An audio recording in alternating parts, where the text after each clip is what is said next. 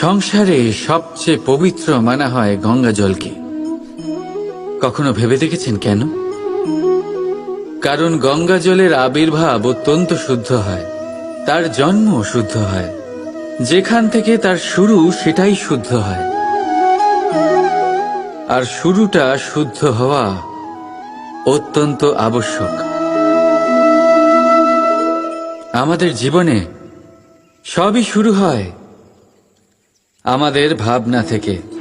নিজের ভাবনাকে শুদ্ধ রাখুন, কারণ এই ভাবনা থেকেই আবির্ভাব হয় শব্দের। আপনার শব্দ শুদ্ধ রাখুন, কারণ এই শব্দ দ্বারাই আপনার কাজ সম্পন্ন হয়। আপনার কাজ শুদ্ধ রাখুন, কারণ এই কাজ দ্বারাই তৈরি হবে আপনার স্বভাব। স্বভাব থেকেই তৈরি হয় আপনার অভ্যাস, আর অভ্যাস থেকে তৈরি হয় আপনার চরিত্র। আর এই চরিত্র সংসারের সমক্ষে এক আদর্শ হয়ে ওঠে। তাই ভাবনা থেকে আদর্শের এই যাত্রা শুভ তখনই হয়ে ওঠে যখন আপনার ভাবনা শুদ্ধ হয়।